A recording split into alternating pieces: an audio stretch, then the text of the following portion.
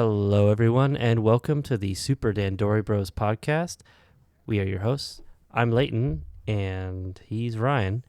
And That's me. yes, sorry. At some point, I need to just hand it off to you and just you'd introduce yourself because I feel like I shouldn't be introducing you every time. But No, it's fine. I'm just a little shy. It helps. So today you've seen the title. We're going to be talking about the Switch 2. We both got one. And we haven't had it for very long. It's at this time we've only had it it's Saturday, so we've had it for just a few days. But we wanted to give our first impressions, the good, the bad, the ugly, and just let you know what we think. There's a lot of thoughts. Now I think I've probably had a bit more time with mine, than you have had with yours, just due to your schedule being very crazy last few days. But you have had a bit of time with it. So yes, I have. I was actually just playing it like a few minutes ago, just so I had like a little bit of extra experience before we went in talking. I'm like, okay, I actually want to try something other than Mario Kart real quick. Yeah. Also, so most of your time has been spent playing Mario Kart, would you say? Yeah, absolutely. So it's either been navigating the menus, trying to get the controllers to connect, which actually I have something very good to say about that. Or it's been Mario Kart. That's more or less it. Though I did play a little bit of Tears of the Kingdom, like the enhanced version, and tried out Zelda Notes briefly. Oh yeah, I haven't tried that yet. So that's essentially the scope of what I've tried so far. Okay, well, where do we start? So let's start with just like the actual system itself before we get into the games, just because I think that's something we both, we've both held it. You touched it. Like, what is your first thought when you got to hold it in your hand? What was like your first impression of it? I think this is the best like feeling Nintendo console of all time, which is probably like the weirdest word to use for it, but it just feels good to hold. Like, it's actually like really impressive how nice the system feels. Like, the build quality of the Switch 1, I feel like really pales in comparison, especially the Joy-Cons in particular, compared to Switch 2. Like, Switch 2 just feels like a meatier console. Like, it feels like it means business. It looks really nice. I do have a little bit of a reservation. I am not the biggest fan of the orange and blue like rings around the control sticks. That is just my personal opinion. I know some people are really jazzed about it, but I kind of like I like when the body of the control or of the Joy-Con is a different color from the console. But I know they're sort of going for something different this time around. I get it. You need to differentiate the console, make it look different and new and whatever. But just as far as the build quality, like, it feels actually much sturdier. Not that the Switch 1 couldn't take a beating. I think my Switch is a testament to how durable the Switch 1 actually was. But the Switch 2 like just feels good. Buttons, control sticks, especially the control sticks. Control sticks feel phenomenal. I know you have thoughts on that. And disconnecting the controllers, HD rumble, like literally all of the like sort of like just the general feel of the console, plus when you're sort of like doing stuff with the console, like pressing the buttons and disconnecting them, connecting them, rumble, etc. Like, the feel of it is very good. Those are my thoughts of the console itself. What do you think? I mean, I have to echo a lot of that stuff. Definitely the build quality is phenomenal. Like, when I first held the Joy-Cons in my hand, the system itself, I mean, it took me a while just to get used to the size of this thing. Which I do like. I do like the Joy-Cons being larger. They feel better in the hand. They're still Joy-Cons, so they're not going to like immediately feel like a proper controller, but they definitely feel like an upgrade. The bigger system, the bigger screen is incredible. I mean, I know like some people are, and I never had the OLED, so I can't go against comparatively, but I have day one Switch. So going from a day one Switch to a day one Switch 2 is just like massive upgrade on the screen quality. Both, the resolution, the refresh rate, the brightness, the colors, everything about it is just premium. But yeah, I also noticed it does feel definitely noticeably heavier than the Switch one. Yes. I was surprised when I'm holding it in my hand, like, oh, this thing actually has some heft to it. I do agree with you, though. It's just everything about it feels premium. Just the texture of it feels nice. The way all the buttons press. and the analog sticks, both on the Joy-Cons and the Pro Controller, which we'll get into a little bit, but are again, some people have torn these things down and said, oh, they're still just as prone to drifting. I don't know if that's true. Time will tell. All I can say is they definitely feel different. So there's definitely something different they've done with these sticks because they feel better than the previous ones. Yeah, they feel like proper control sticks now. Yeah, I think they're probably using similar technologies before, but I think these are just a better quality version. And it does seem like they've done some stuff, like they've put like a little shield underneath the joystick. I think was the main issue, was a certain debris getting in there, and that was causing a lot of the drifting. So I hope that's not the only thing they did, because again, they feel different. So there's clearly more than just they put a little, ring to keep debris out. But yeah, it's a nice system. I mean, it's snappy too. I mean, we can get into specs and speed and everything, but boy, every single thing I click on just loads immediately. It's crazy. Every menu, and in certain games too, like Tears of the Kingdom, like where I'm opening up menus, everything just snaps really fast. So yeah, no, first impression was great. Trying to think of anything else. I mean, when I got mine, I set up, I put it in the dock. I use an Ethernet connection on mine because I've been so tired of I haven't actually tested the Wi-Fi on it to know how good the Wi-Fi is, but it's been really nice being able to download everything over Ethernet through my dock, since I didn't have an OLED one or a USB adapter for the old one. Yeah, so mine is only connected via Wi-Fi, and we downloaded the day one patch. We downloaded, I think there was an update to Mario Kart, but I might be wrong about that. And we definitely downloaded Tears of the Kingdom Switch 2 edition, and ridiculously fast download compared to Switch 1. I was actually really, really impressed. I was kind of, worrying like, oh, this might take a while. It didn't take very long at all. Like, we were running up against Katie's bedtime, and I'm like, I want to play some Mario Kart, and I was really, really impressed. It actually, we actually got to play a little bit before bed the night that we got the Switch. I mean, I downloaded probably half of my Switch 1 catalog onto my Switch 2. And yeah, I was able to do that all within like a couple hours. So really impressive. Yeah. And that's like full, I've got Pikmin 4, I've got Smash Brothers, I've got pretty decent sized games. Switch 1 games weren't all like massive, but still it was decent. And I don't have the fastest internet either. So it was but before, the Switch 1 would never even get close to using what my internet could do. Yeah. One thing I did want to mention that is sort of in the same spirit of the look and the feel of the console is the packaging. I specifically wanted to talk about the packaging. I was surprised at how small the box was. Right? Like getting it, because I got two Switches, right? I got my Switch 1, that I got a few years after it launched, and then I got the Let's Go Pikachu Eevee whatever version for Katie. And so she has that limited edition one, and both those boxes, are quite a bit bigger than the console. I'm pretty darn sure that I haven't compared them side by side, but I'm pretty darn sure the Switch 2 box is way smaller than the Switch 1 box, but the console's bigger. I actually laughed, and I showed it to Katie. I'm like, is this the whole thing? Or did I only get part one?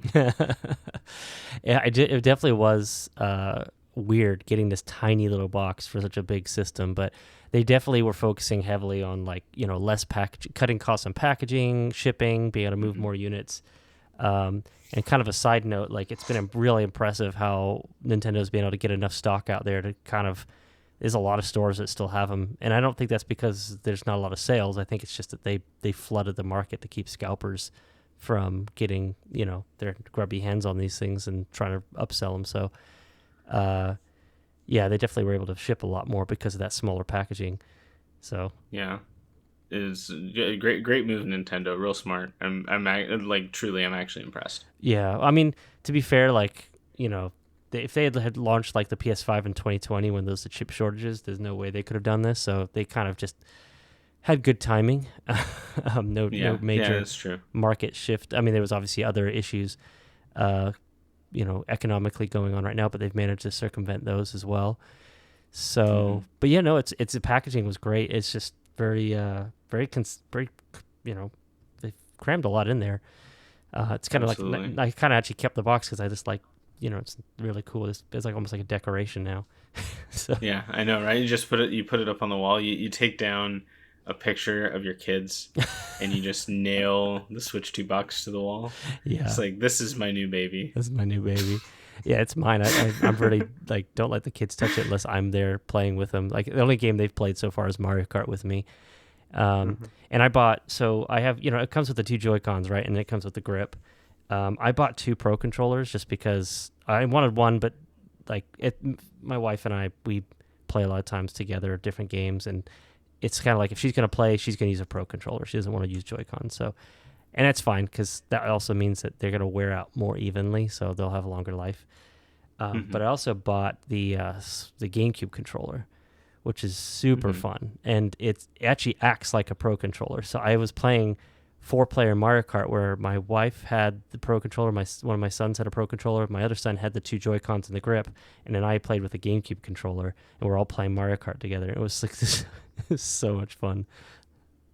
That sounds great. So, yeah, Katie and I have played some Mario Kart together. I feel like there are some other things we'd want to talk about before we get really in depth into Mario Kart, but just like in terms of like addressing how the controllers themselves feel when you play, like I am very happy with it. Yeah. Like so far I've played with the Pro controller as well. Like that's been what I've played with, and Katie has used the Joy-Cons and the little dock. So. And this is actually, it's really interesting. I asked her opinion right before she went to bed because I was curious what she thought. And she was saying that she actually is not a big fan of the, like the Joy-Con, like controller, like, I don't even know what you call it. Yeah, the grip. Thank you. Like she does not like that compared to Switch 1. She actually thought the Switch 1 was more comfortable. I think I'm actually inclined to agree, though I haven't used it a whole lot. I just was holding it this recently as I was handing it to my son. I was like, wow, it's got this weird sharp edge to it, like right on the front, because it's designed to let because the old one, the controllers, would slide down, but this one they have to click on sideways, so they had to kind of create this flat edge there for the controllers to be able to slide in, and it kind of created this weird effect. I wish they kind of tapered that edge a little bit more. But it does feel like I could see it being a little less comfortable. Also, it's just they're very elongated, which is nice when you're holding them as a single Joy-Con. But as a controller, it feels very different. I feel like it's like it's kind of very tall now. So it's unfortunate, but you can. I think there are like some aftermarket ones you can get that are just better. I actually bought some aftermarket controller cases. They're not for two Joy-Cons, but for single Joy-Cons. So it basically, you put the Joy-Con into it. I had these for the Switch 1, and now I'm using it for the Switch 2 as well. That just basically turns it into like a proper controller. Like it has the proper grip, and you can press the shoulder buttons, and it has like so it makes the shoulder buttons bigger, so it's easier to press. It just makes it more comfortable in the hand. So yeah, you can do that kind of stuff too if you just want to get around the one that comes with the system. Yeah.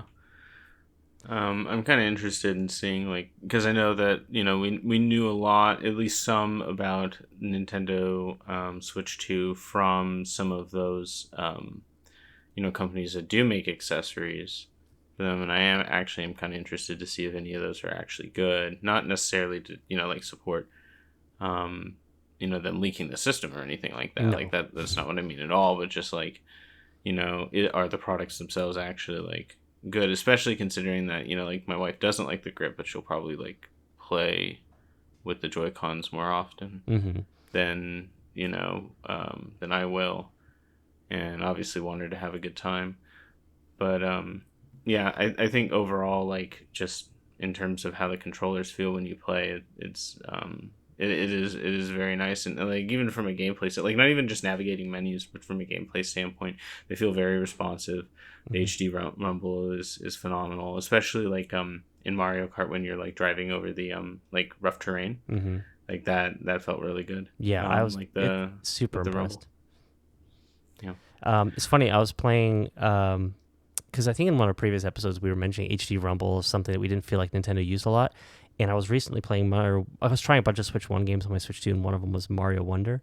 And I didn't realize that as you run over the music blocks, the HD rumble they've calibrated it in such a way where it actually makes it sound like music's coming out of your controller.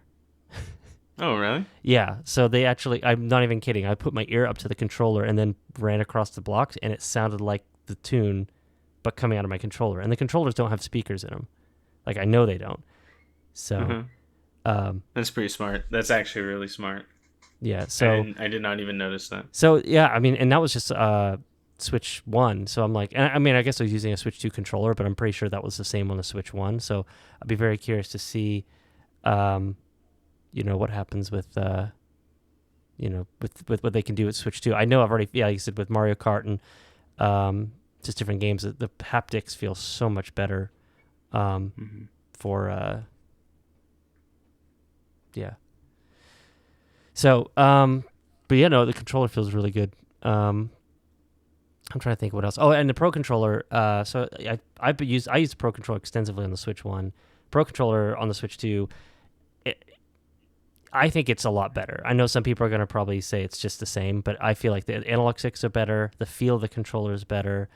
I haven't used the new GL GR button. I'm just not used to having the extra button on a controller, so eventually I might find some game where I'll use that. I did try out using the headphone, the aux jack on it, and it works phenomenally. So that was kind of cool. But overall, it's a Pro controller. It does the job. I'm glad you brought up the GLGR buttons, because I'm going to give an opinion out of ignorance, because I haven't extensively investigated it yet. So I for context, I had a Steam controller. I still do. I still have a Steam controller. I don't use it all that much.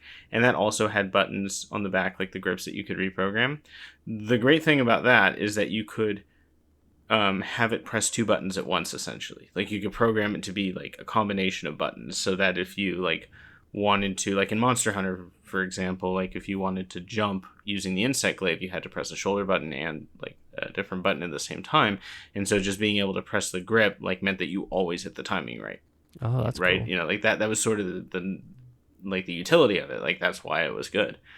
And so I had envisioned that would be how the Pro controller works, and it might, however, because I haven't investigated it yet. However, the tutorial for it, where it was sort of like advertising it, like, oh, hey, you have this option, like, showed up, and it literally, the only examples were it just being used to press a different button that's already on the controller. To me, that feels like totally superfluous. I don't understand why you would do that. Yeah.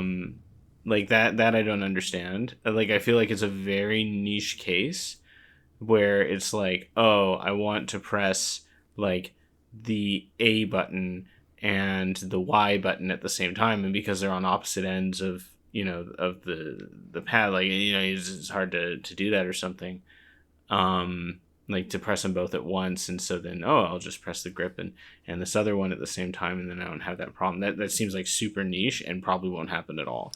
I don't know that you can't assign a combo, but I feel like if Nintendo like were trying to sort of sell that in a tutorial, and they had a couple images, like, you would sort of want a high yield image of just like, yep, it can do button combinations. Like, if you need a combination of buttons, like, this is how, you can assign more than one. Yeah. And like, because I feel like that's actually the real utility of it. What are your thoughts? Yeah, I'm curious if, like, I don't know if that would be something that could create issues in like fighting games where, and I don't know this for a fact, but if like people are playing online and they're able to hit certain combos, because depending on how many buttons you can combine together. I'm not saying that that's the justification. I don't know, but that could be it. Because my thought was immediately to like, oh, it'd be good for fighting games, because like for me, for example, like when I'm playing Smash Brothers, A and B, they're right next to each other, but like I'd have to move, I jump with X and Y. It'd be nice if the jump buttons were those buttons instead, because then I could just keep my thumb near the A, B buttons and not have to move to the X, Y. So, I mean, that's a fair argument, actually. So I think for certain games I could see, like, especially fast-paced games where you need to be able to move your hands, you don't want to move your fingers too much. I see that, but I agree that it'd be better if it had more utility. I think that this is the kind of stuff that we could see down the road. I mean, assuming the Switch 2 has a similar lifespan as the Switch 1, may or may not, but let's assume like 6 years minimum, right? I think there's going to be a lot of updates that come to this thing over time. things maybe they wanted to have it launch and didn't, or maybe things they just decide to add. Like, I mean, when the Switch 1 came out, it didn't have Bluetooth support for headphones. And it was only like, a year or two ago that they added that. So, I mean, I could see them adding more functionality to the controller and different things down the road. Of course, as new iterations of the system come out too. It's actually interesting that if you get the charging grip for the Switch 2 Joy-Cons, it actually has the GLGR buttons on it as well, not just the Pro Controller, which I thought was really interesting. Yeah, I thought so too. So I understand kind of, because it's probably, obviously, as the charging grip has more hardware in it, maybe it can help give more functionality to the controllers, whereas the regular one is just literally a plastic harness. But yeah, it's interesting. I could see both sides of the coin, of how that could go. And I don't know for a fact that you can't assign button combos. Like, I just haven't tried. It just feels weird to me that you wouldn't advertise it that way. You know what I mean? Yeah. Like, if like, and that's like super nitpicky. And I guess it just goes to show, like, if that's one of my problems with the Switch 2, and it's like the one I vocalized first, then everything else must be pretty darn good. You know what I mean? Yeah. I mean, I haven't looked into it either, because it was one of those things where I'm like, I don't have a need for it until there's a game. Like, literally the weirdest thing is the first thing that came to my mind was like Stardew Valley. And I was like, oh, it'd be so great to hotkey something to this button, because, having to switch through menus, but having like a hotkey for like certain items. I don't know. Just that was my first thought, because I remember when I first played Stardew Valley on the Switch, I was so annoyed just how hard it was to get around the menu. You get used to it, but I was so used to the PC version. And so, yeah, that would be kind of cool if you could hotkey things in that game. But yeah, who knows? Who knows where it'll be? I'll have to look into that after, though. I'm sure if someone's already tried it and they've gone in the comments and tell us and flame us for not knowing. But, yeah, probably. I mean, we're just baiting at this point. We just want the engagement, so we're just baiting. Yeah. Let's see. So yeah, I got. I'm trying to think. I just got the controllers. I didn't get the camera. I didn't get any extra things. I'm not interested in doing any of that. Nah, me neither. I turned on game chat. Like, I pressed the button just for the fun of it, but I mean, no one was online and I didn't have anyone to chat with. But I've read a lot of people saying that the microphone on the system is actually really impressive. Like, Nintendo wasn't blowing smoke. Like, it legitimately is actually really good at picking people's voices up, like, from across the room. Which is both great and terrifying in a weird way. So yeah. My Switch 2 is listening to me right now. Almost certainly. But that was interesting. I'm sure there's a lot of NVIDIA tech in there that's allowing it to do that, like filter out audio and do like a lot of... I think there's a lot that NVIDIA brought to the table with this system, like, with the game chat being able to cut people out and do it cleanly using AI. And I think we're going to see a lot of that NVIDIA tech showing up in other software updates in the future. Yeah, probably. That partnership with Nintendo has been like the best thing that's happened to Nintendo. Seriously. In a long time. Like, I remember when the Switch 1 was announced, I've told the story before. I looked at it, I'm like, there's no way this is actually good. But it was like actually crazy good. Yeah. And then the Switch 2 delivers again. And it's like, if it was anyone else, who knows how this would have turned out. You know what I mean? Mm-hmm. Question for you, because I've played mostly docked. I did do a bit of handheld, but not long enough to test this, but I don't know if you've tested this. What is your experience with the battery life on this system? I literally played it docked, so I could do multiplayer with Katie, and then I just picked it up and was playing on the screen for like 5 minutes. So I have zero information on the battery life at this point. I've read some people saying that the battery life's not great. Now, I don't know what that is in relation to. If it's just in relation to like an OLED switch or like the V2 switches, which could get like 6 to 9 hours, then yeah, it's definitely going to have worse battery life. But for me, as someone who had a V1 switch, it seems fine. Like, I haven't, but again, I also don't play for like more than like probably an hour or so at a time. So I would probably never run into an issue with the battery. But I haven't really tested to see like, how many hours could I go playing Tears of the Kingdom Switch 2 edition. I played a lot of No Man's Sky in handheld, and it seemed to hold up all right, but again, probably less than an hour of playtime, and it still had more than half the battery left. So I don't know. I don't expect this thing to last as long as my phone. It's doing crazy things. yeah, that's true. We're gonna get to a point where our electronics are like 99% battery. Yeah, I think eventually they'll. I know there's a lot of new battery tech coming out, and I would assume that by the time the next Nintendo handheld comes out, we will hopefully have come up with a better battery solution a better battery density, like a solid state battery or something like that.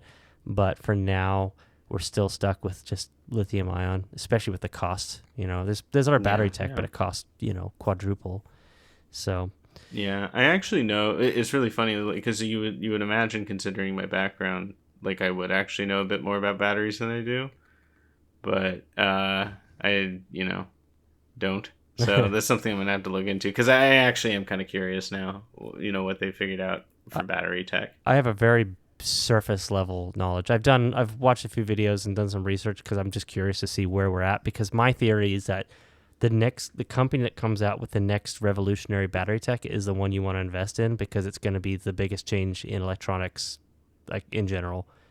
Because that's the only thing holding back most of the progress in electronics right now is our ability to store energy. So I think that's going to change everything. When someone can even just double what a battery can hold right now, that'll be huge. So yeah, absolutely. Anyway, try to think if there's anything else other than like the one thing I will say that was like interesting to me. Not, I guess I just say interesting, but just how familiar everything is when using the Switch. Like the menu really is just the same. Most of the options. There's some sound changes. They definitely made some sound changes, which I'm not for or against. I'm kind of like indifferent on that. Like, are they better? Are they worse? I don't really know. It's cool that it's different, so it feels like a new system. There's a few visual changes, but overall the system, is a Switch, which, for better or worse, I'm kind of okay with that because I just want it to just play games well. I don't need it to tell me the weather and make my coffee. I just want it to play games well. And the more stuff they bloat it with, the worse my games are. So, it's just, I can boot up the games within a few seconds. It's great. Yeah, I like the UI insofar as I like the Switch's UI. You know what I mean? Like I agree with you. It's sort of minimalist. It just sort of works. In some ways, like I would sort of like a either a second option or like, I don't know. And like in some ways, I kind of wish I could see Nintendo flex their creative muscles when it comes to the UI. Like obviously, I think that the Wii in particular had a very clear design it was going for. The 3DS obviously had its own system, which like for the most part, I feel like when you do see people talk about Nintendo UIs, the one that they talk about most favorably was the 3DS because of all the themes that you could put on. And I know that people, want themes and stuff like that. And, I kind of liked it on PlayStation 4. So I'm not, necessarily opposed to it. I agree with you that I would prefer to prioritize game performance, but at the same time, like, I don't know, I kind of like your opinion on this, like, not even necessarily from, like, dedication of hardware resources to doing this, because for all we know, because of the loading times, they could just delete it from memory every time and then just reload it within, like, a few seconds, and it's not a big deal. But if you look at the Nintendo Today app, they have a bunch of different themes for the Nintendo Today app based on their different franchises. Like, yes, it's not in Switch 2 at launch, but you talk about, like, maybe they add this in a post-launch update. Maybe they add this, whatever. Do you envision them actually adding just not like purchasable options, but, and who knows, maybe they are purchasable, but even just like a slate of just like, yeah, if you want to make it look like, Mario, sort of like the Nintendo Today app is, you can, or Animal Crossing or Pikmin or whatever. What do you think? I could see them doing it in a very, very rudimentary way, like more like a background, like not animated. Exactly. Like, no, because like I have themes for my 3DS, and they're cool, and it changes the music, changes the look, changes the icons, super cool. It's funny though when you think back though at the Wii, the only systems that Nintendo ever had like a unique menu for, right, was the Wii, Wii U, and 3DS. That's it, right? Before then, there was no, like, I went and opened up my old DS Lite, and that's like, it actually reminds me of the Switch. It's just so basic and simple. You just boot it up, is a menu, you play your game. And obviously that was way before any of the, what we have today. But it's funny because that's their best-selling system, is a system with no special UI, which competed against the PSP, which had a crazy UI with all these extra features and web browsers and all this extra stuff. And again, like sometimes just having that clean minimalist UI allows you to just get to the games. Like I think the one thing that holds me back from playing certain games, even on like my laptop and my PC, and is just how long it takes for everything to load. I have to wait for Windows to boot up. I have to make sure all the updates are done. I have to make sure, it's like, man, I just want to play the game. Like I'm someone who doesn't have a lot of time anymore, and I love how when I just turn my Switch on, it takes a few seconds, and I boot up the game. Takes a few seconds. It's really fast now with the Switch too, and I just like that. And maybe that's obviously, I'm not trying to say that my opinion is right, your opinion is wrong, blah blah blah. It's just that's for me where I prioritize things, is like I don't really need it cluttered with all this extra stuff. Would it be nice? Sure. But if it hindered the experience in other ways, I would rather it not be there. Now, am I being selfish by saying that? Sure. I mean, I think it would be cool if it had themes, but at the moment, it doesn't bother me. I really just care about the games. I'm not looking at the menu that often. I'm more, when I turn the Switch on, I'm there to play a game. I'm not really there to sit there and look and oogle my menu. That's why I bought it. You'd love that. You just put it in the dark mode. And you're like, there you go. Yeah, I just put it on my TV and I just stare at it. Yeah, that's all I do. I have an OLED. I have an OLED TV. It's gonna burn. It's already starting to burn in sometimes because the kids leave it on. Yeah, the hazard of having children. Yes. So there is actually one more thing that I wanted to bring up about the system itself, and then we should probably get to the games because we're like a half hour in. Yes. So the last thing, and you and I talked about it a little bit, is that I sort of have a bit of a pet peeve with, and it seems like we actually sort of have the same pet peeve, is the system transfer, features. So essentially, or lack thereof with features. So essentially, for those who don't know, the way it works is that during setup, you can transfer data from your previous Switch, and this will transfer your profiles, your games, your save data, with some exceptions. There's some things that don't transfer. But for the most part, everything does. In order to do that, it will be deleted from the first Switch, which to me is kind of annoying because there are certain things that I do want to keep for me on that Switch. I feel like it probably wouldn't have been that difficult to just allow you to select which games you wanted to move. So, you know what I mean? Yeah, it would be nice if you could do it on a one-by-one basis. And I think the way around that, from what I've seen, is what you'd have to do is download, or now they make you do the virtual game card thing. I wasn't able to have it downloaded on both. I had to virtual game card everything I wanted. So I download it to my system and then just put it back on my Switch 1, just because I want to have it pre-downloaded on my Switch 2. So if I want to play it, I just switch the game card over. Now, I have the Nintendo Online, so all my cloud save data moved over, minus a couple games like Animal Crossing. I have to manually transfer that if I want to, but I'm leaving that on my Switch 1 because my wife likes to play that game a lot, and she's probably going to play it on the Switch 1 and it runs fine. But yeah, so for me, when I just download the games and then all my cloud data moved over and everything just kind of worked, and I only wanted to download specific games anyway. I think if you don't have the cloud service, what you'd have to do is download the game, and then you'd have to go into your data settings on your Switch 1 and then just manually transfer your saved data to that new Switch. Now, it would, again, move it. It wouldn't copy it, so you would lose it on the Switch 1. But that's the only way I can think of moving your save data to a new system without the cloud, backup system. It's a little grueling. I'm glad I have the cloud system, but it just means that my wife and kids, because I'm not on a family plan, it's just me because none of them play online and I'm not paying them. I have the expansion pass too, so I'm not paying for the expansion pass for the whole family. So they're all their saved data still on the Switch 1, which is fine. Switch 2 is for me and me alone for the first year or two. So you're just gonna sit in the corner of the bedroom and hiss at anyone who comes near you. Yeah, basically. Well, to be fair, most of the games we're playing are multiplayer anyway, like Mario Kart. Donkey Kong Bonanza, I'm sure they want to play, and maybe and since it's Switch 2 exclusive, I'll just make them a new profile on the Switch 2, and they just have their save data there. Anything that they've started on Switch 1, they have to play on Switch 1. that's just going to have to be how it is, which I'm fine with. That's the whole beauty of having two systems. Yeah, so absolutely. Well, and you can play Metroid and whatever. Exactly. That's the whole idea, is I want them to have something they can play so I can play Metroid and Zelda and No Man's Sky and all those games. But yeah, I do agree that it's a bit of a... Nintendo it's so funny. They make great games, but just when it comes to some of these things, they're just so behind.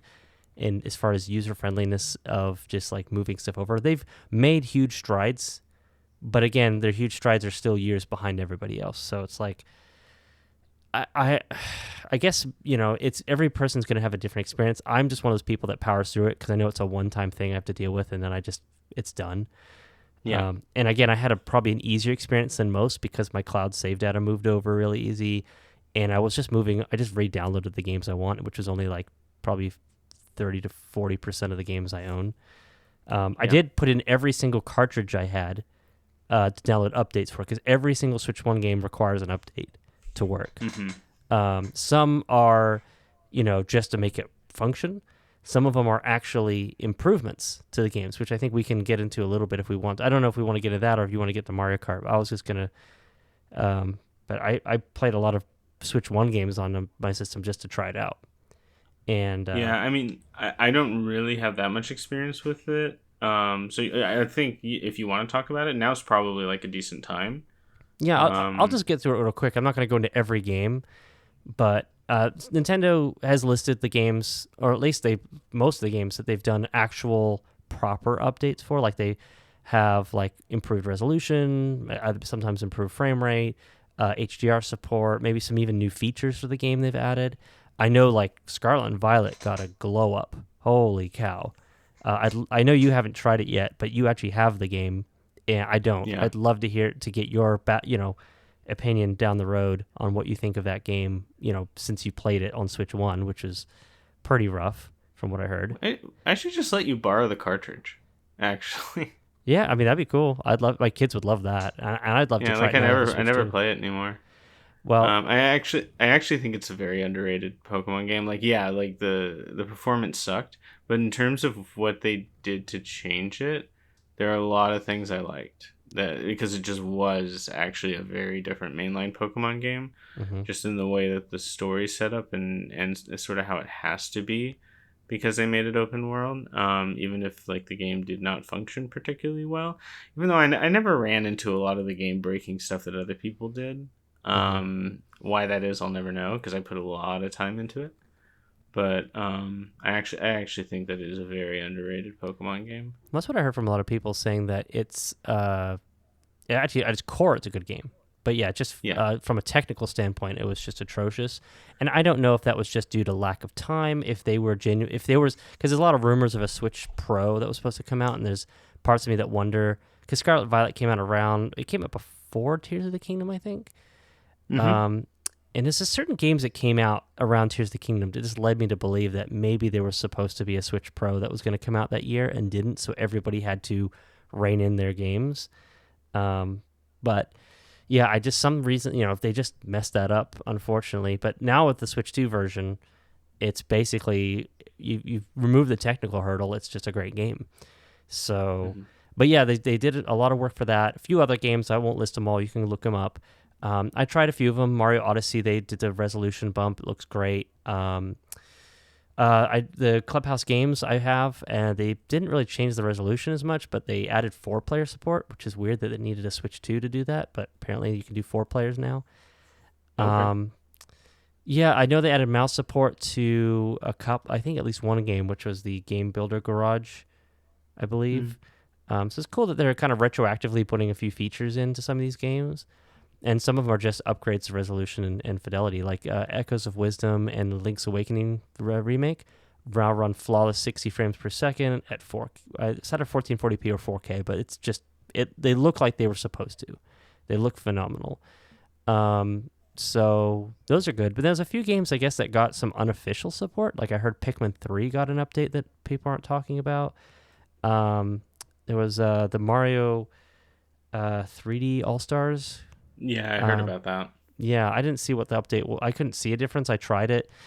But yeah, most of the games I tried, so there's 2 games I own that I've had horrible issues with, and those are both Lego games, and that was the Lego Undercover game. Mm-hmm. Load times are atrocious on the Switch 1. Still not great at Switch 2, but definitely better, and the frame rate's stable now.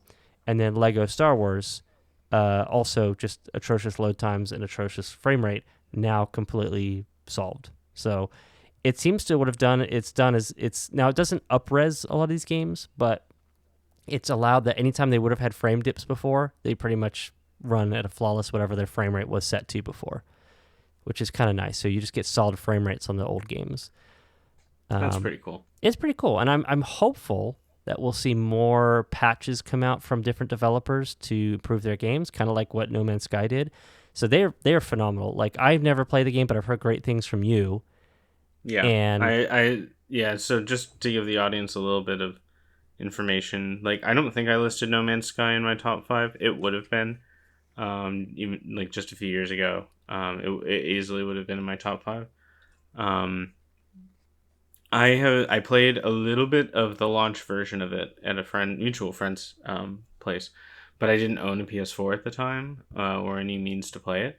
And then about a year later, I had an upgraded PC and a little bit more disposable income at the time, and I just sort of wanted a game that I could just do the same thing over and over again, but had like really great atmosphere, and just like a pensive atmosphere in particular. And so I ended up picking it up, and that's around the time when the ARG started and the version 1.3 Atlas Rises came out. And like ever since then, I've been like a huge fan of the game, and I've never convinced a single person to try it until you.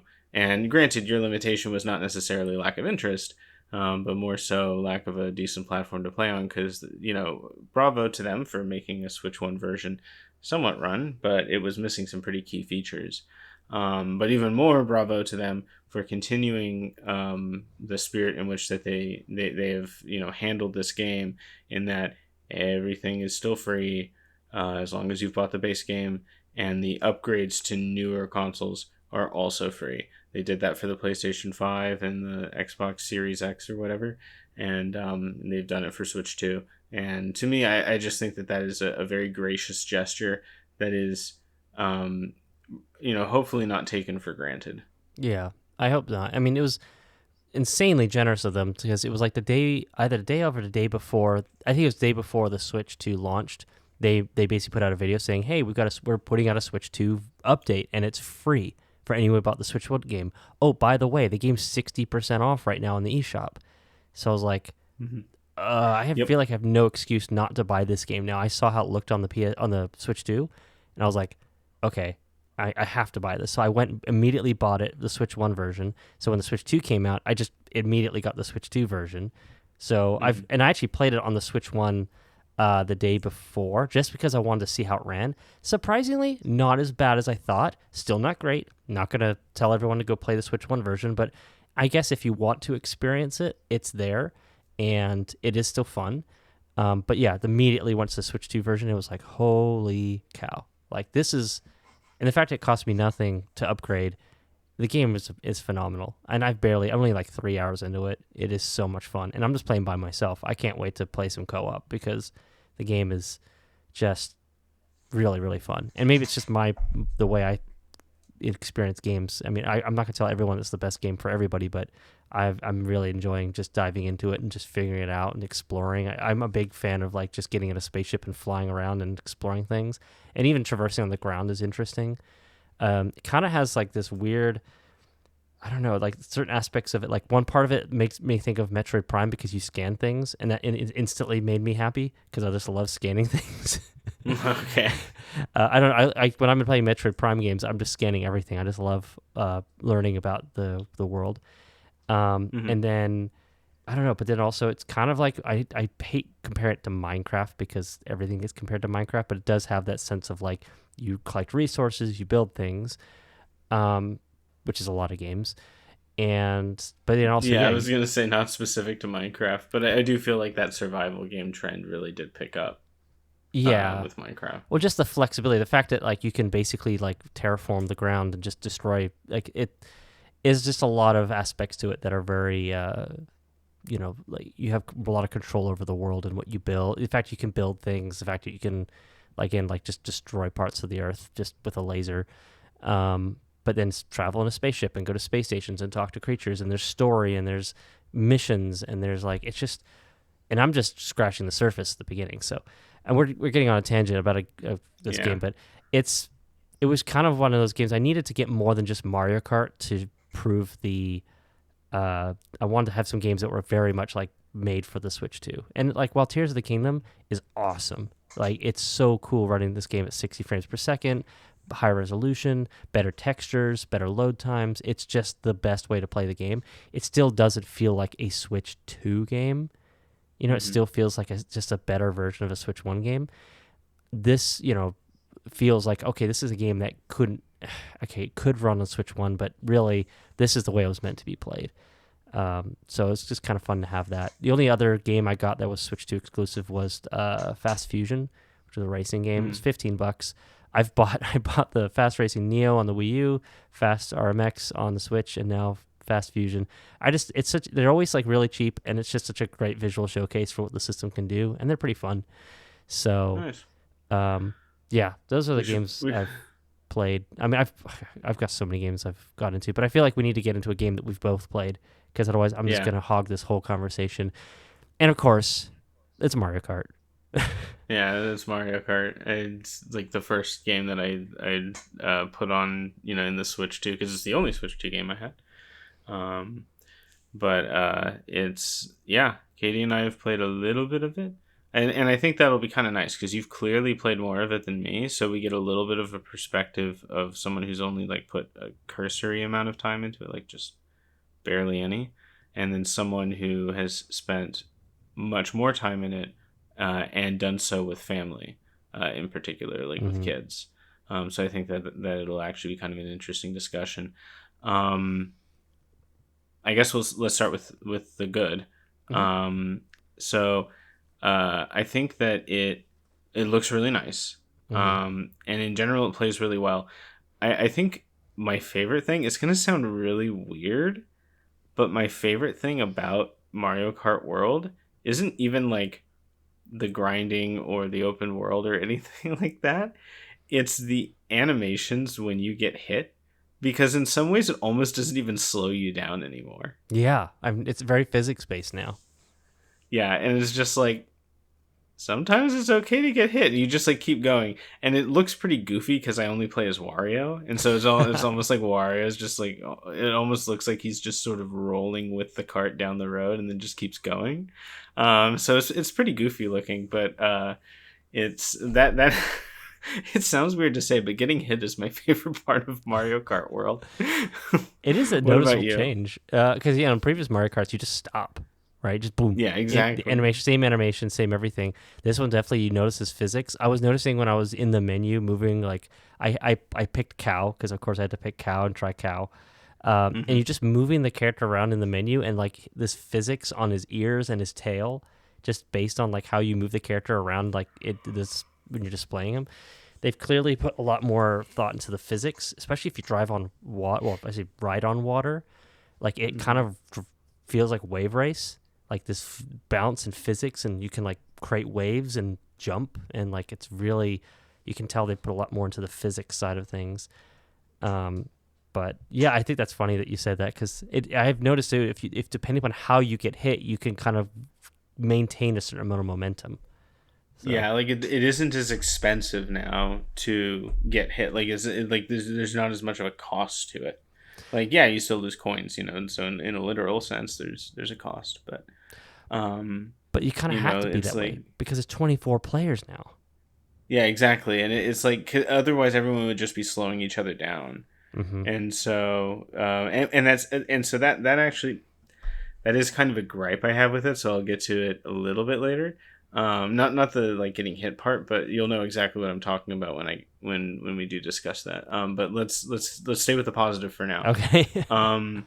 So I really like the in-between segments for Grand Prix and just driving to the next one. I really like it. I also kind of like that you only do one lap in each of the like successive ones in like 2, 3, and 4, and you do like 3 laps in the first one if I remember correctly. Yes, that's I did correct. fall asleep. Okay, good. I did fall asleep a few times, but that is not a product of Mario Kart World. That is a product of my schedule. Um, but I do kind of like that, except my own like the thing I didn't quite like about that was I just gravitate toward negative, don't I? Is I didn't get to spend as much time in Wario Stadium as I wanted to. Yeah.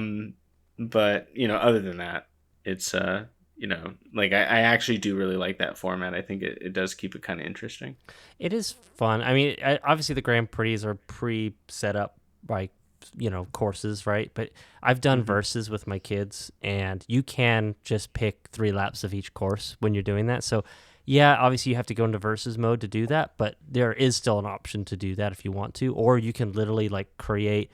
It's actually kind of insane when you realize like how many tracks are if you include the in-betweens, because any course you pick, there could be like 8 different courses you could drive to, which means there's 8 different in-betweens you could drive.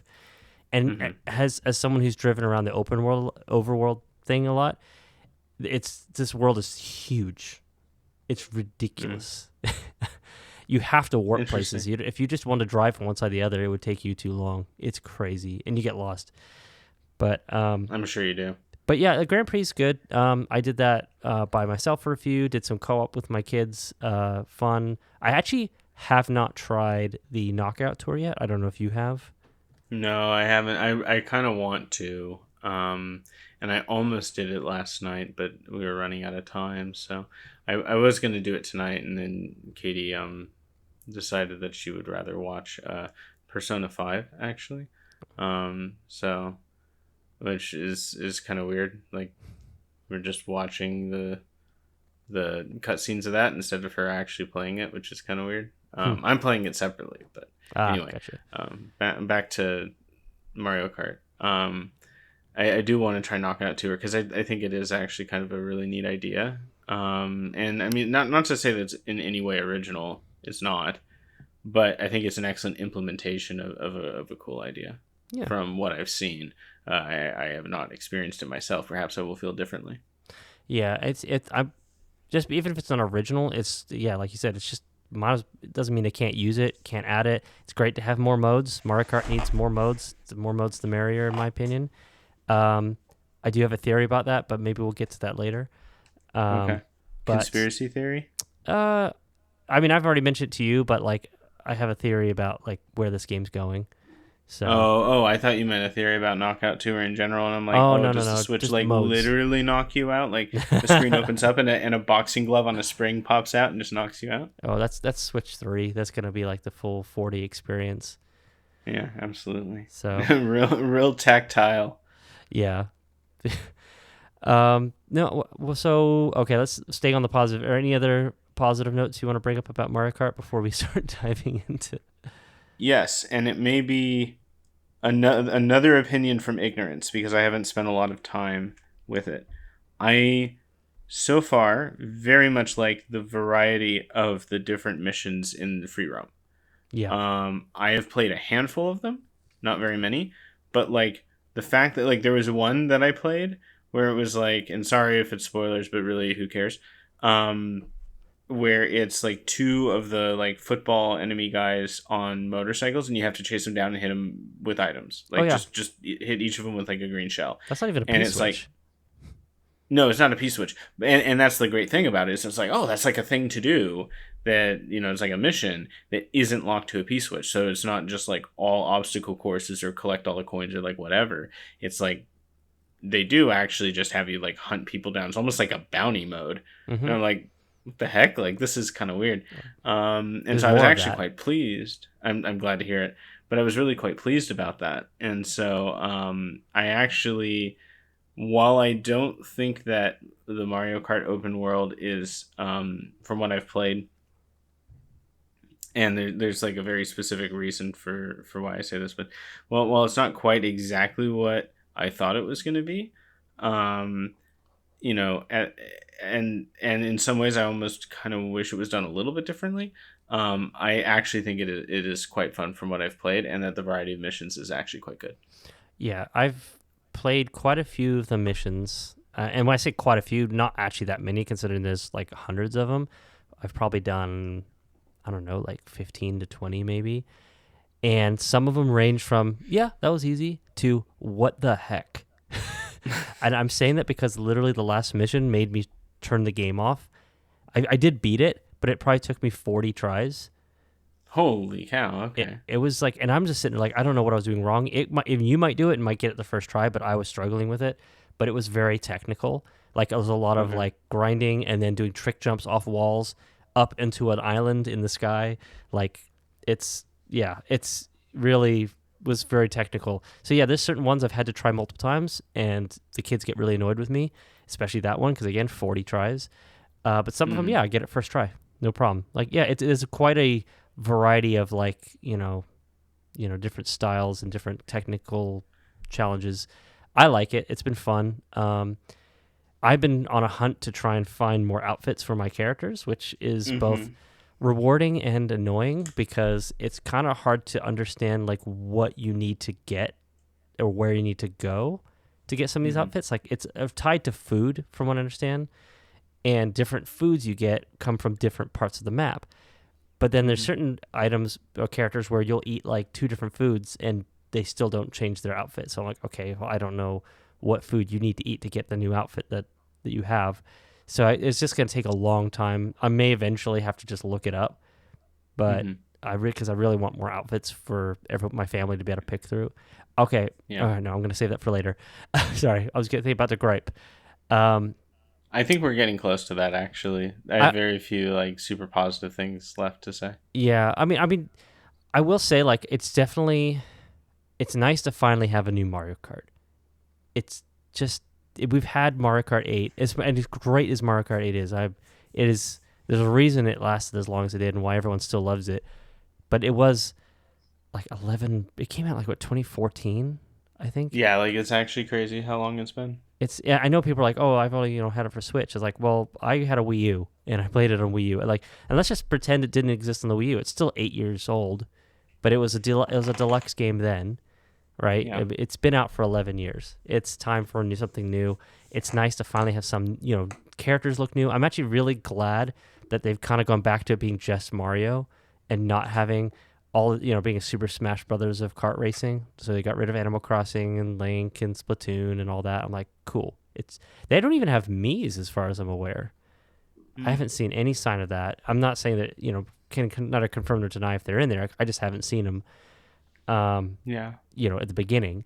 So Mhm. it's definitely gone back to just Mario Kart. So I really like that. Absolutely. I love the character of everything, the animations of all the characters. They're way more animated. I like how just everything moves. I love when you drift, like just the way the car moves. It's just more fluid and just everything feels nicer. Um, it's a good looking game. It's a great, I mean, if you just want plain Mario Kart, you can get just Mario Kart. It's there. Um, Yeah. so obviously, yeah, Grand Prix is a little. I don't think you can change it, but if you just want to do versus mode to kind of emulate a Grand Prix, you can also do that and get your standard Grand Prix as well. So it's there. Um, yeah, so I think that's probably we'll start getting into the gripes because yeah, we're already pretty far into this recording. So Okay. Yeah. I'll let you start. Yeah. Let's go straight for the throat. So I uh definitely was under the impression that you could just do free roam in the world with multiple people on the console. Like you could just jump into it. That is kind of true, but it's a little hokey. Mm-hmm. Um, and you do lose some features by doing it. Essentially, the way that for those who don't know, um, the way that you do free roam with multiple people is you have to create either an online lobby or a wireless play lobby with two people, and then the lobby itself is you driving around the open world while it waits to connect to some other console, whether online or wireless. And to me, it is, and it also removes the missions. Like, you just cannot do the missions. You can still find the question mark panels and the peach coins or whatever, but you cannot do the missions. Fine, you know, but it definitely felt like it was advertised that you could just like go around the open world with multiple people without like any loss of function and without it being kind of hokey to do so. You know what I mean? Mm-hmm. And so I think that was sort of that is my main gripe with the game. But I don't know what your thoughts are. Like, I don't know. I agree. I did go into this thinking that was going to be a feature, especially for my kids. I did sit there and wonder, though, like, how are they pulling that off? Because what if we all went in different directions? Like, how would the game handle that? And so there was a part of me thinking, maybe I was thinking, imagining things. I'd have to go back and watch the footage, but it did give me, I'm with you. I had that same impression. So I was a little bummed, and my kids were a little bummed too. I will probably try and do like a 2-player one sometime with them, using that little trick you mentioned. And I'm kind of curious too, with that trick, you need to test it and see like what happens if you guys both just drive in opposite directions. Does the game just keep working, or does it like force one of you to like just warp to the other person? Or Oh, I know the exact answer to this. So, because we did it. So what happens is it actually resets both of your positions to what I think might be the midpoint between them. So it essentially warps both people. It just says you went too far, sort of thing, and just you both get warped to what essentially feels like a random position because it was where neither of you were before, I think. But I also wasn't paying that close attention at the time. I know I moved. I assume Katie moved because she was also quite surprised. But I have not actually confirmed it's the midpoint. I just assume it is. That's interesting. So I mean, it kind of shows that they could do something like that. I think about playing Kirby, the Forgotten Land, and how when you do 2-player in that, when Kirby goes too far, the second player just kind of warps to wherever Kirby is. Kirby is the primary camera, always center of the frame. And I figured they would do something kind of similar, where first player is kind of like the main person, and then second player needs to kind of stay within a certain vicinity, a certain radius of that character. And if they go too far, then they just get warped to player one. But they actually do something kind of as an in-between, which shows that the functionality is there, which kind of leads into my theory. I know we're talking about gripes, but this is kind of one of my theories, is that this is kind of a foundational game for... And I this is going to sound weird to say this, but I almost feel like Nintendo's building like their own Fortnite kind of system with this, in that this is like kind of like how Fortnite first came out. There was like just this one map, right? And it evolved over time. It changed. They had events and things. I could see Nintendo seeing what's going on with Fortnite and be like, we're going to do that with Mario Kart.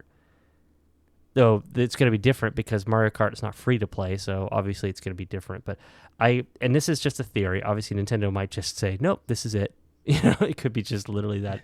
But I doubt it because I think they want to make more money. I could see them doing like changes to the world where like, you go in and either it's an event or it's just one day you turn your game on and the world's different because this map's changed or this moved or this whatever. And it'd be interesting to see if they do something like that. And that could also mean new features. Maybe they optimize the game to do, since again, the functionality is there to do 2-player, like a menu option, free roam 2 players.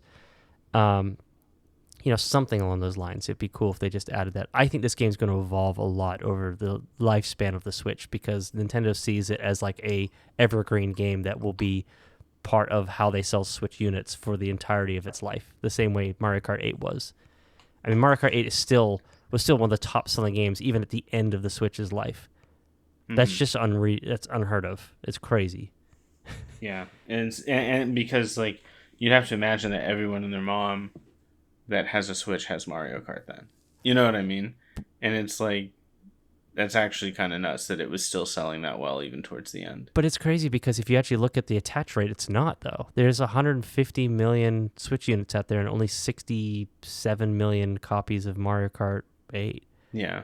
So it's like, almost a 50% attach rate.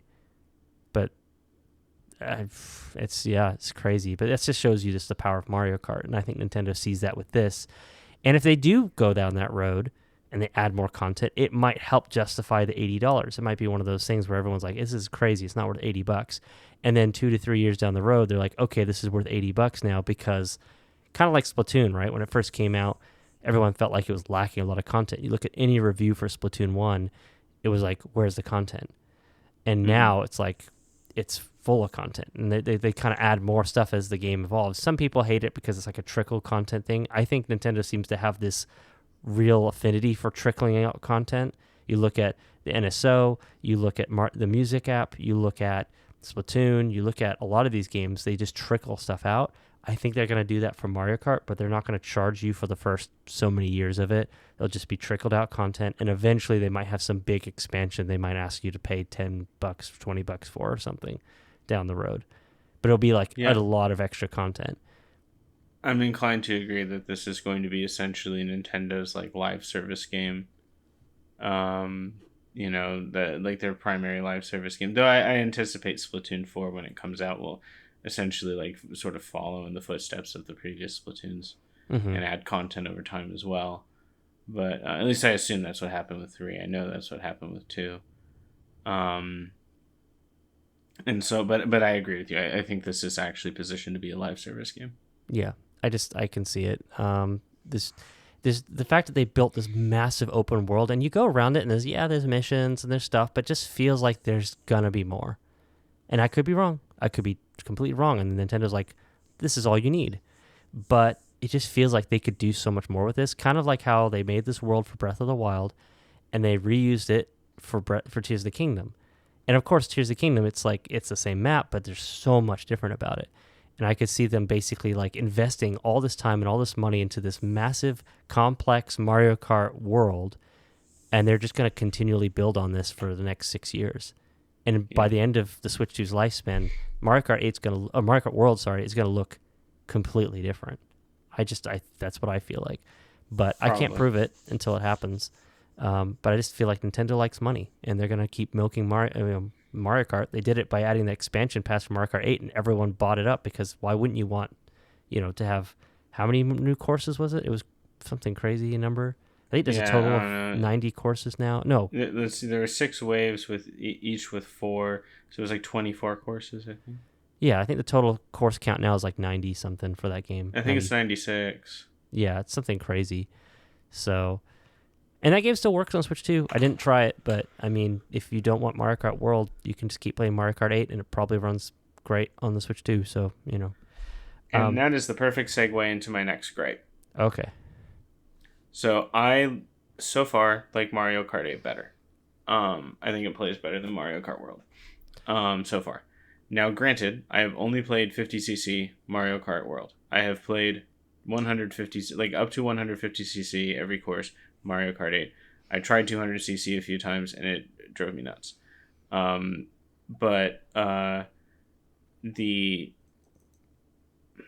I like with so far with Mario Kart World, the Grand Prix specifically, have been almost kind of boring on 50cc. Like, you just sort of feel slower than, I don't know, even like previous 50cc's in other Mario Karts. I don't know that to be true. It just sort of feels very, very slow. I don't know what your opinion is, but it just feels like a slower game to me. I haven't played 50cc. I've only done like 100 and 150, and they feel pretty good to me. Okay. So I think maybe they've just adjusted those ones. So 50cc is more kid friendly, and 100 and 150 is just. I know a lot of people complained about 100cc when they were doing the Switch 2 hands-on, but I haven't had that feeling. There's a couple times where the maps feel a little bit like there's a few straightaways where you just feel like there's not as much going on, but overall, like, I haven't had that feeling of it being slower. If anything, like certain times it feels faster because I'm doing a lot of grinding and like trick jumps and stuff to kind of boost. I don't know if you know about the, you can just basically just do a jump by just holding down the drift button. And so I'm doing that to get on rails and go on walls, and I'm like just doing all kinds of stuff to stay in first. So that does feel very good. I agree. That actually does feel really good. Yeah. The jumping and the tricks and stuff. And it's that actually is quite good. There's way more secret avenues now too because of that. You can really like change your path on a lot of these courses in ways that you couldn't in previous Mario Karts. It was very much like, if you know, you know. It's like it's a secret menu option, whereas this one, it's like there's just so much more variety in ways you can approach each course. I do agree though, like there's definitely someone. Someone I was gonna say someone. There's a YouTuber channel, Beat 'em Ups, and he did his impressions of it. I was watching that, and he made an interesting point that Mario Kart 8 is a much more technical game, and it's kind of one of those things where when you play each course, you just know exactly how to run each course. You know exactly how to take each corner. You kind of get into a rhythm, and it becomes more of a racing game. Whereas Mario Kart World is more of like an arcadey kind of game, where it's definitely a lot more chaotic and random than even previous Mario Karts. You know, with the 24 players, the items, the nature of the courses. I'll give an example. When we played Moo Moo Meadows for the first course, and that should be like the easiest course ever. And I got, I think, like 4th or 5th place. And my son, who always is like usually behind me, he got 1st place. Like, I know like I should be mad, but I was kind of happy because I didn't hold back. It wasn't like I was letting him win. Like, I was genuinely trying to win. And it was just one of those situations where, yeah, I got 5th place. And of course I started getting 1st later on, but like, it was one of those moments where I was kind of like, okay, this game definitely like feels more like, I don't know, it's just so chaotic that anybody could win. Like, there was a time where like my youngest son, he usually is always the bottom of the pack. He got 3rd place, but most, wow. And again, a lot of times he's still the bottom of the pack, but it felt like there was just so much more like you don't know how each race is going to go, which I guess, and here's the thing, right? Depends on the context of how you're playing.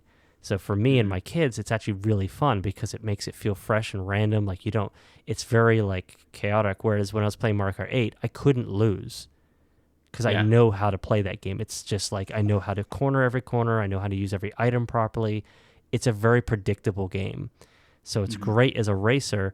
But I think if you just want arcadey, random, chaotic fun, this is actually a better Mario Kart in that regard. It's not going to appease the competitive players, but I think it's going to be better for just families and people that just want, the casual people that just want to boot up Mario Kart and have some chaotic laughs and fun. Yeah. Sorry, long, elaborate way of putting that. No, I think that it's I think you're probably absolutely right about that.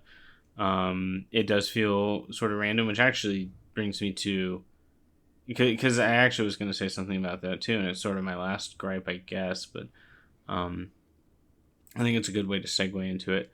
I am not the biggest fan of the mosh pit that is the NPC cluster that happens like immediately behind the the primary player. Like, you know exactly what I'm talking about. It's a hurricane of NPCs. They all collect in the same place, and they just like start beating on each other.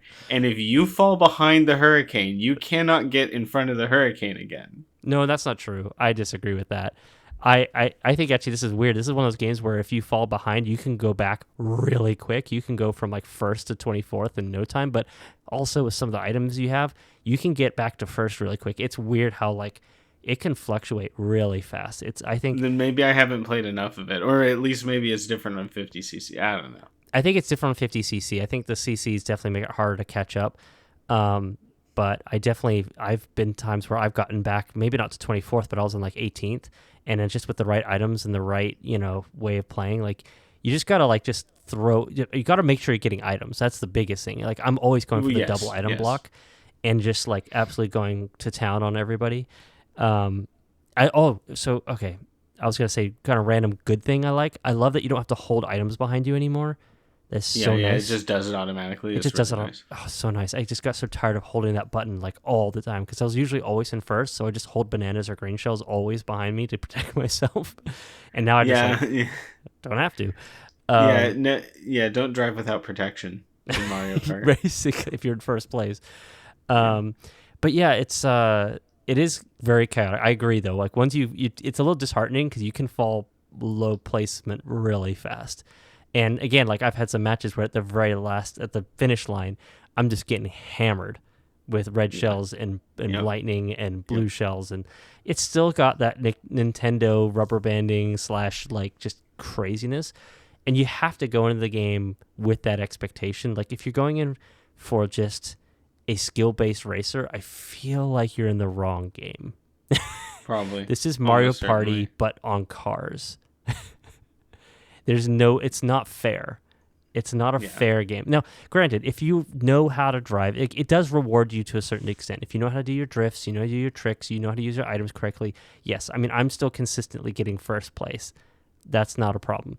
But at the same time, I like the fact that it's a challenge because of how chaotic and crazy. Like, I have to take the good with the bad. The fact that, like, I can do everything right and still, get fifth place, right? Mm-hmm. I kind of like that in a weird way, though, because I kind of was, again, it's just going to sound weird, but I was tired of getting first place all the time. I wanted to feel like I could give it my all and still not get first place because my kids now have a chance at winning. But again, very different perspectives. I'm not saying you're wrong or I'm right or anything like that. I think it's great that we both have different things we're bringing to this. I definitely have a very different perspective because I'm looking at it more as like, this is a game for me to play with my kids. I don't really like playing Mario Kart single player much. I'm only doing it to unlock some characters right now. But, at the same time, like, it does need to appeal to the single player market, and I definitely think it doesn't quite appeal in that regard as a launch game. The open world's kind of empty most of the time. Yeah, there's missions, but it's kind of just you driving, so that can get pretty boring. Again, I think they're going to fill it with more eventually. I do wish they had co-op open world immediately without the gimmick, and I don't know. I definitely feel like. Also, I played some battle mode. The battle maps are huge, and I get it because it's 24 players, but they are just huge. Oh gosh. Okay. So it does take a little getting used to. I guess you'll always find someone to fight because of how many players there are. It is weird too. Like in Mario Kart 8, if you lost all your balloons, you'd come back with 3, but you lost all you lose like half your points. Whereas in this one, you just lose you're just out. If you lose all your balloons, you're just out. You keep all your points, I think, though, but you're just get to watch everyone else play till the round's over, which I thought was a weird change. Yeah, is there like a setting for that or something to change that? No, there's not a lot of settings. That's another thing I was kind of a little frustrated with it. Like in Mario Kart 8, they add the ability to pick which items you want on or off, and they took that away. Like it's all items again. You can't create custom items. So again, I feel like it's one of those things they're going to trickle out updates for it. One good thing that we didn't mention, and I don't know if you've been able to notice this or not, the music in this game is phenomenal. I actually haven't noticed this. It is. Well, okay, I take that back. The like the sort of main theme, the da da da da da da. Yeah. That Katie cannot get that out of her head. It's good. She but loves that. It's seriously like it is an homage to all things Mario. Like we were playing, I never played Mario Paint, but Serena did, and she was like, "Why is it playing the Mario Paint theme?" And I was like, "It is?" And she's like, "Yeah, that's the Mario Paint theme." I'm like, "Holy cow!" And it's just like, and there's certain maps where like the music's just so good. I don't know how to describe it, but this is one of the best soundtracks of any Nintendo game I've played. It is, yeah. It's the more you play it, the more you get to enjoy the soundtrack. Like it's just every Mario, and I think Donkey Kong too. Like I got DK Country, and like all the different like themes from all those games, just but remastered and redone and reinvented for Mario Kart. It's really cool. Like, so yeah, that's a super high point I have to have for this game. Nintendo brought their A game for the soundtrack. So anyway, I'm glad. I'm looking forward to hearing that because as you know, I'm a huge fan of game soundtracks. It's essentially the only music I listen to. Yeah, no, I mean, it's definitely not going to beat like Clear Obscure. Like, don't get me wrong, but it's its own category. Like Nintendo is its own category, right, of music. Yeah. Like it's kind of like built around nostalgia and different things with that. Because I keep them separate categories because like Clear Obscure is also music that I am listening to on repeat all the time. But it's like more, I almost like don't even consider it video game music. Yeah, it's actually much more cinematic than that. Yeah, it's just, I mean, it's got actual vocals and like it's got an orchestra and everything. No, I think Mario Kart has an orchestra too for some of their music as well. But you know what I mean? It's apples and oranges. But I had to bring that up because I know you love Clear Obscure soundtrack. So. Oh yeah, it's so good. It's not going to beat that, but it's also not that. If that makes sense, it's still. But yeah, Mario Kart World, great soundtrack. Phenomenal. I can't wait till they put that on the music app. I hope they don't wait too long because it's so good. It's gonna be out in like 10 years. Yeah, I wish I could tell you the map that, like, there was a soundtrack for that map that I just was telling even Serena, I was like, this is so good. I just love the music for this map. It was one of the ones in the bottom right corner. I think it was like either I think it was the one, the Safari one. Oh, Yeah, okay. if you play the Safari map, let me know what you think of that, because I was like, I love that soundtrack for that one. That was really good. I'll So. keep an eye an ear out for it. So that's, yeah, we just talked a lot about Mario Kart. Good, bad, I think it's one of those games that will develop. We'll get more opinions. Obviously, we come up with a lot of opinions, and we've only had the system for 3 days. Yeah, well, it just shows how reactionary we all are. But I know. I am in some ways. I almost do want to at some point do like a very brief updated review. Like once I've had a lot more time with it, and just be like, okay, this is how I actually feel about it, and in the end, I don't know if that'd actually be interesting for anybody, but I know at least you and I will discuss it privately. Oh yeah, I mean, and I don't. This to be for those still listening. Thank you. This isn't like I don't now know we're how just you did it. we're not going to just keep talking about the Switch 2 forever. We got a lot of other stuff we want to bring back and talk about. So this was just because it's obviously fresh and new, and we want to bring in our thoughts. I mean, overall, I'm super positive about it. It's everything I wanted out of the new system. I'm really enjoying the Mario Kart. I'm really enjoying the fact that I can play these other games as well. Like, I'm really enjoying, like I said, No Man's Sky. I might pick up a few other games. There's rumors Red Dead 2 will be coming out for Switch 2. I'll probably pick that up. Whatever other, a lot of third-party games I could see myself picking up on this system now that I missed out on. So Yeah. I'm really hopeful that more show up. And I'm really hopeful that more Switch 1 games get patches, because I'd love to go revisit a lot of those games too. So, Well, what I want is a Switch 2 edition version of Pikmin 4 with added yes, content. That's that, what I want. That's actually like, if they gave me that, I wouldn't want anything else. I just feel like, man, it's going to be a while before Pikmin 5, so I just feel like that would be just the ultimate way to just appease everyone. It's just do that, right? Yeah. And just add more content, update the graphics. It just, the fact that they mentioned nothing. There's not even like a new patch just to make it prettier. It's just, I played it. It's just the same game. There's no improvements. So I feel like there's got to be a Switch 2 edition. They did it for Kirby, The Forgotten Land. I mean, come on. They got to do it for Pikmin 4. Yeah, I think it actually is kind of a shoe-in for that. Mm-hmm. I actually would be willing to place a not insubstantial amount of money As a bet on that bet. Yeah. Yeah. I actually think I feel really good about that. I feel like that's a pretty good probability. I think the odds are pretty high for that, especially because I think that they filled out some of this year's roster. I think instead of the Wii U games that they had for Switch 1, they're going to kind of do the same thing but with Switch 1 games for the Switch 2, where they just have Switch 2 editions and it's just adding more content, updating the graphics, and it'll be a way to kind of pad out their library a bit without having to make brand new games, because the development time is going to get crazy on this system. So they're going to go back into their back catalog and like try to add more content and improve those games. So it'll be interesting to see how that goes. I know already this year they're padding out their library with that. Metroid Prime 4 is a Switch 1 game with a Switch 2 edition. Pokemon ZA, Switch 1 game, Switch 2 edition. And the Zelda games. Kirby, like the only game in August is literally the Kirby Switch 2 edition so far. So, which is wild. Yeah, so we'll see how it all goes. But overall, I'm very happy. I'm glad I got it. Do I recommend everybody get one right now? Yes. Really depends. I think it's great, but I also understand people's reservations. Like if all the games that are on there you've already played on other systems and you're not really interested in Mario Kart, yeah, then I would say it's probably worth just holding off. But if you like Mario Kart, or you didn't, like you're like me who just hasn't played a lot of those third-party games on other systems and you want a system to play it on, this is definitely the system to get. It's a good price right now. It's got all these great games. It's portable. It's a beautiful system built well. And I think it's just, this is what it's like now. Just wait a couple years. It's only going to get better. Mm-hmm. So I agree. Well, we should probably call it. I think so. Thank you everyone for listening, all one of you. Yes. Thank you. We appreciate everyone. this is just us rambling about stuff we love, and we love the Switch too. So, Yeah. Anyway, thank you for listening. This has been the Super Dandori Bros. I'm Leighton. He's Ryan, and we'll talk to you again next time. Bye. See ya.